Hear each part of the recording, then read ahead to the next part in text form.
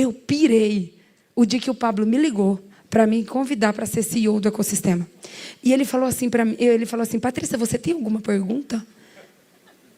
Pensa, fala assim com a sua boca, ó, sempre tenha uma pergunta. Pessoas prósperas fazem perguntas. Pessoas pobres, miseráveis e tolas julgam, mas as prósperas fazem pergunta. E eu falei para ele, tem uma pergunta. E ele respondeu, e eu perguntei para ele, por que eu? Foi a primeira pergunta que eu fiz. E aí, entre algumas coisas que ele falou, os seus resultados negativos e positivos. O seu resultado negativo de, às vezes, ter quebrado uma empresa por 3 vezes, que faz você, muitas vezes, ter vergonha, às vezes você achar que é um fracasso, que as coisas já acabou para você, que por isso não tem mais jeito. Muito pelo contrário, na verdade, aquilo que na sua mente estava, que era uma vergonha, pode ser algo extraordinário para alguém. Que fala assim, opa, você já quebrou 3 vezes, tem drivers, vem para cá. Se as 3 vezes que você quebrou já não vai acontecer mais agora. Porque você já sabe 3 formas de como não quebrar uma empresa. Ou de como quebrar uma empresa. Tudo vai da forma como você pensa. Tudo vai da forma como você ressignifica o seu passado. Então, a sua história, você tem exatamente a história que você precisava para ser o ser humano que você é hoje. Aí eu pergunto para você, os verdadeiros soldados, eles são treinados nas Ilhas Maldivas? São? Eles são treinados em Jericoacoara, na rede? Não. Os maiores e os mais fortes, os mais bravos soldados, eles foram treinados na lama, no deserto, na dificuldade, na guerra, nas situações mais adversas possíveis. Por quê? Foram aquelas situações que geraram, que transformaram esses grandes soldados exatamente no que ele é hoje. Então, você que teve uma situação que quebrou, que foi traído, que passou por depressão, que passou por ansiedade, ei, quanto pior foi a sua história, mais patente, mais autoridade, mais pessoas você pode curar, salvar e libertar. E aí você acha que o seu passado foi para te matar. Seu passado foi para fazer você curar outras pessoas. Agora é óbvio, gente, que fala a verdade. Você passar por uma situação difícil na hora, você gosta? Você quer? Óbvio que não. Todo mundo tem uma história no passado de tristeza, de fracasso, de decepção, de frustração. Agora a prosperidade está em como você olha para essa história. Fala com a sua boca assim agora. A prosperidade é natural. A pobreza é resistência. Todos nós nascemos com a essência da prosperidade. É natural para mim e para você prosperar. O que não é natural, o que é resistente, é você ser pobre, mediano. E quando eu falo pobre, eu não estou falando de dinheiro, não. Você sabe o que é o significado de pobreza? Improdutividade. A pessoa mais pobre é aquela que é improdutiva. A Débora Conselheira está aqui? Débora? Não?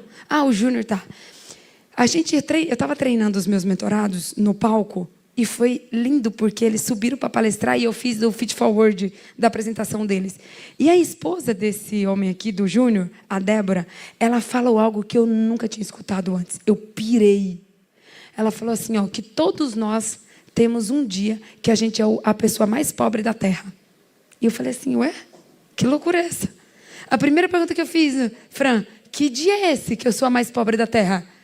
E aí a Fran Talitinha falou assim, ó, a Débora, o dia mais pobre da Terra é aquele dia que você não doa nada. Nossa, eu pirei. Eu olhei para ela e falei assim, Débora, eu nunca escutei isso de ninguém. Você precisa falar mais sobre isso. Todos nós aqui temos algo para ensinar, para doar, para servir. O dia mais pobre da sua vida é o dia que você não doa nada, não serve a ninguém, não ensina nada e acredita que você é a pior pessoa da Terra. Esse é o dia pobre.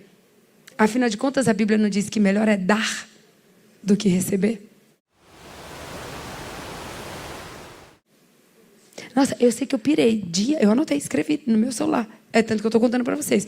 O dia que eu sou mais pobre na Terra, o dia que eu não dou nada. Aí, quando você aprende a doar, você destrava um outro nível da prosperidade, chamado desapego. Anota aí.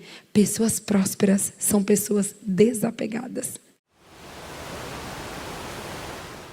Não deu tempo passar pela imigração e voltar no check-in, porque a gente foi para Lisboa por uma companhia, e de Lisboa até aqui, o Brasil, a gente vinha por outra companhia. Então, ou seja, a gente tinha que passar pela imigração, retirar as malas, ir no guichê da companhia, despachar as malas, para depois a gente ir de novo para o raio-x. Chegamos no guichê da companhia, devia fechado.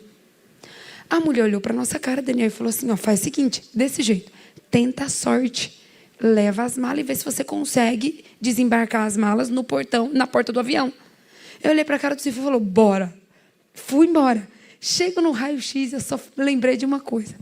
Tudo que tiver na minha mala, acima de 100 ml, vai descartar. E aí, o que tinha na minha mala? Um perfume de 150 ml que eu amo, La Vie Lancôme.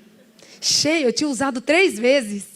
Não, tinha uma hidratação japonesa que a minha irmã trouxe para mim, que aqui no Brasil custa R$800. Meu shampoo, meu condicionador, minha espuma de lavar o rosto, tudo na minha mala.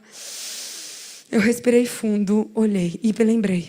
Uma mente próspera é desapegada. Coloquei tudo dentro do saco e falei, leva! Eu prefiro deixar tudo aqui e embarcar do que... Pensa se eu resolvo ficar lá por causa de um perfume. Eu falei, vai sair mais caro eu ter que ficar aqui do que eu desapegar disso tudo. Cara, o Cifo olhou para mim e falou assim, não, eu pirei ali, Patrícia. Deixei tudo, peguei a mala e vazei. Aí eu pergunto, o quanto que de fato você é uma pessoa desapegada? Quem é próspero conhece os códigos da prosperidade. A Bíblia diz, melhor é dar do que receber. Uma alma generosa prosperará.